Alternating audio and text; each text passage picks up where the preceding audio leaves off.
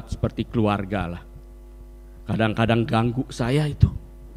Kalau mereka bergurau, tawa-ketawa, saya belajar itu, aduh ini lagi nih orang ngacok nih di rumah gitu ya. Sampai setel radio gitulah sama adik saya itu. Kadang-kadang dia nggak peduli ada Pak Hamka itu di situ. Nanti kalau mereka mau pulang tuh Pak Hamka bilang, Uca, ala makan dulu. Nah gitu. Jadi antara almarhum Pak Lawit dengan almarhum ayah itu juga mereka sama-sama di Al-Azhar Jamaah. Gak nyangka-nyangka ternyata Uca sudah lebih dari Udin Tuka di sini.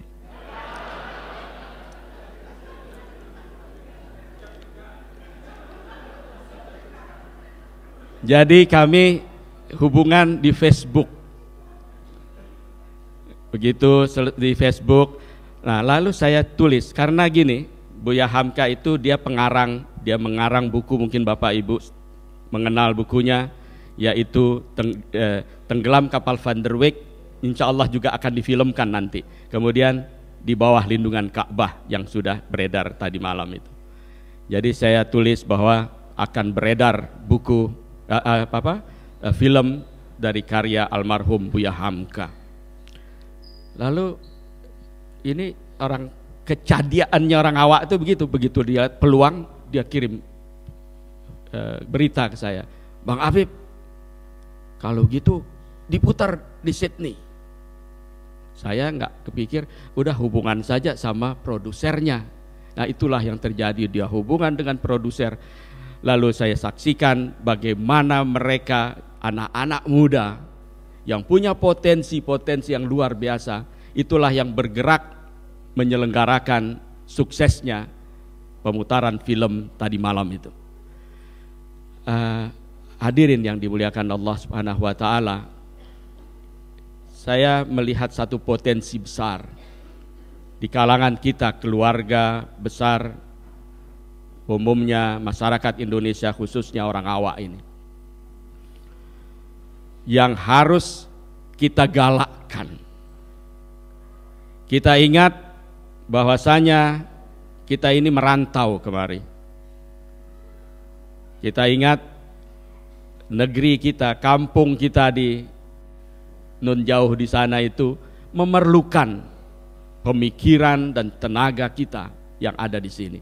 Katakanlah ibu bapak yang sudah menepati generasi, mempunyai generasi pelanjut, itulah yang harus kita bina sedemikian rupa untuk membangun negeri kita.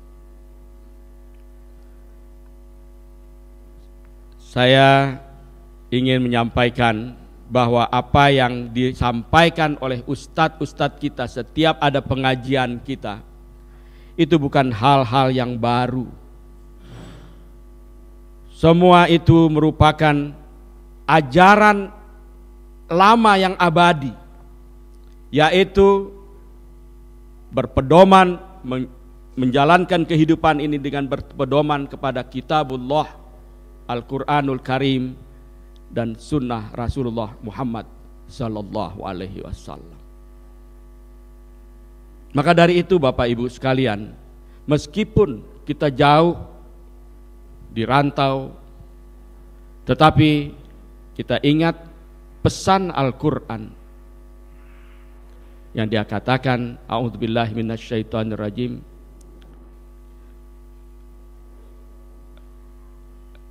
perintah kepada kita untuk beristiqomah.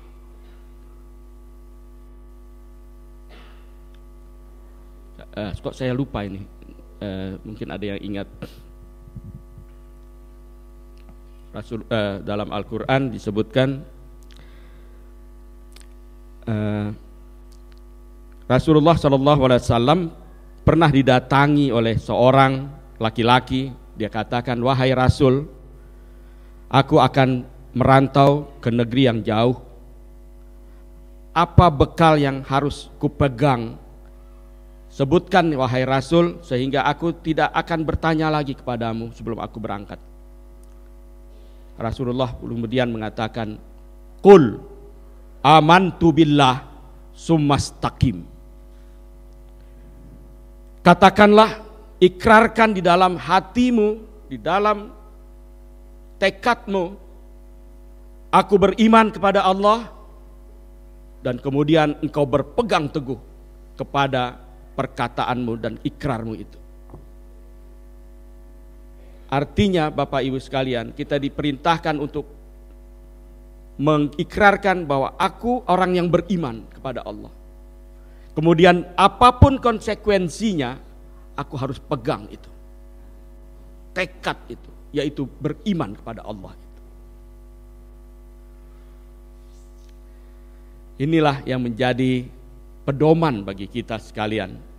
Dimanapun kita berada, kita diperintahkan menjadi manusia yang istiqomah, berpegang teguh kepada pendirian bahwa kita hanya Allah lah tempat kita bergantung.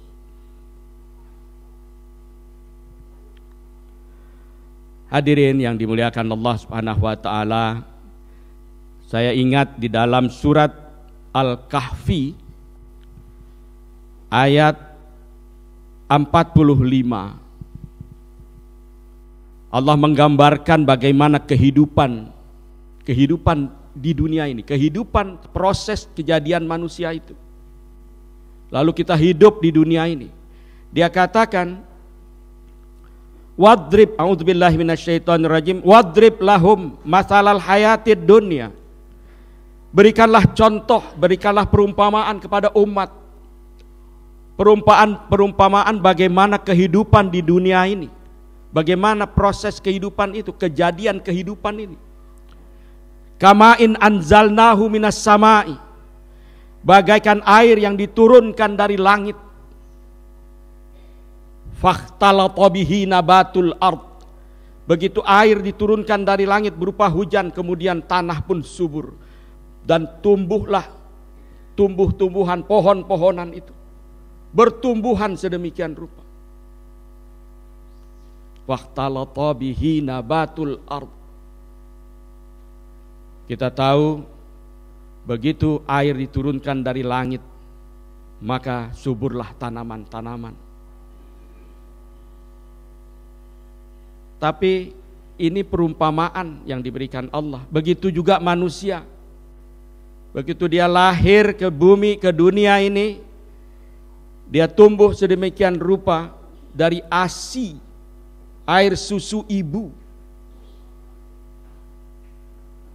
Maka dari itu sekarang ini digalakkan di Indonesia terutama bagaimana orang digalakkan untuk menggunakan ASI. Kemudian dia tumbuh menjadi balita. Fakhtalata bihi nabatul ard. Kita tahu pohon-pohon itu tumbuh karena ada air yang dia serap dari tanah itu. Tapi tidak selamanya dia tumbuh. Satu saat fa'asbaha hashiman. Satu saat tanaman yang tumbuh itu akan berakhir. Pohon mangga misalnya Bapak Ibu sekalian, dia tumbuh sedemikian rupa, lalu buahnya bermanfaat bagi manusia. Begitu juga manusia, dia tumbuh dewasa, kemudian dia remaja, dia sekolah, kemudian dia bekerja, dia memberikan manfaat bagi orang banyak. Orang-orang yang dengan pertumbuhan sedemikian rupa, dia akan menjadi manusia yang berguna. Dia dewasa, kemudian dia memberikan dari kepalanya, dari pikirannya, dari tenaganya, dari seluruh yang ia bisa menghasilkan bermanfaat kepada orang lain. Begitu juga pohon-pohonan, dia rindang, buah-buahnya bisa dimakan oleh manusia, kemudian dia bisa menjadi tempat berteduh. Tapi tidak selamanya seperti itu. Ada batasnya. Padi misalnya itu ada batasnya. Setahun cuma berapa kali dia, gitulah. Begitu dia disabit, dia jadi sampah, hilang.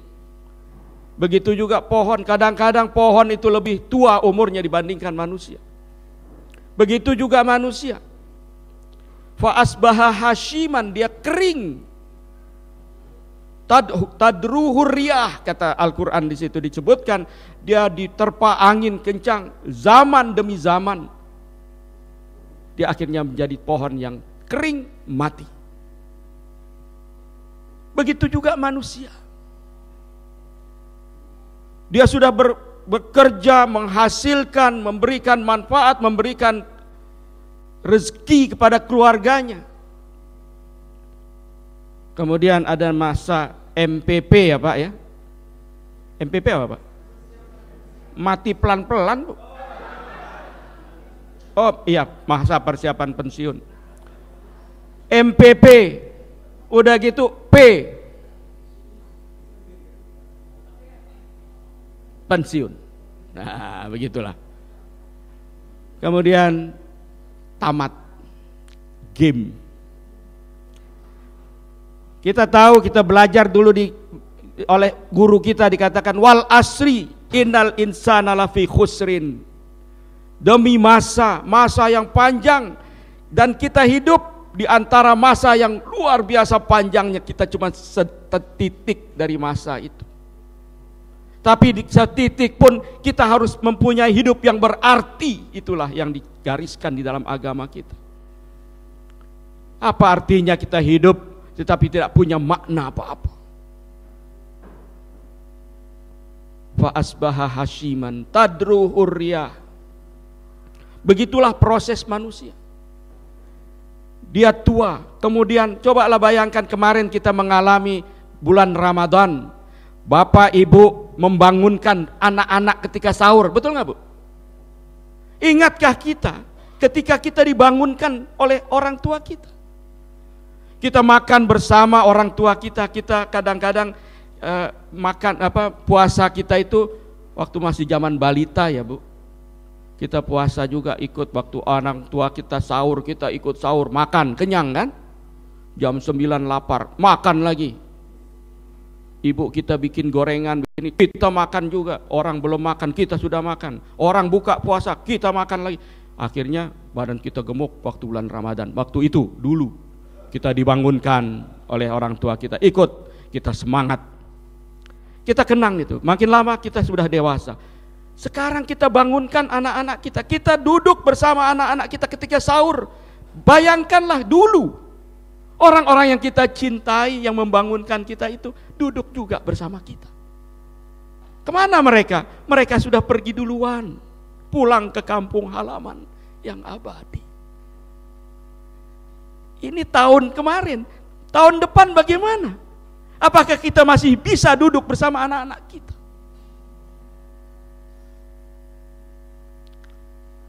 Berganti masa, tumbuh generasi setelah kita.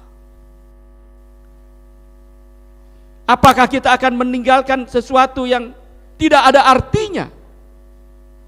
Apakah kita akan meninggalkan sesuatu yang sangat berarti bagi orang-orang yang setelah kita tinggalkan? Itu terserah pada kita. Hadirin yang dimuliakan Allah Subhanahu wa taala, cobalah. Saya sendiri rambut saya sudah putih, Pak. Tanda-tanda kulit sudah kendur, kan begitu Pak ya? Mata penglihatan sudah kabur. Makannya cuma bubur. Uban sudah bertabur. Siap-siap masuk liang kubur. Hadirin yang dimuliakan Allah Subhanahu wa taala. Ini yang menjadi pesan agama kita, supaya kita hidup berarti. Ada tokoh yang saya ceritakan kepada Bapak Ibu sekalian yang kita kagumi. Kalau saya yang ngomong begini bikin dikatakan saya subjektif. Dia merupakan pahlawan, terutama pahlawan bagi keluarganya. Bayangkan dia orang kampung, dia sudah berjalan sedemikian rupa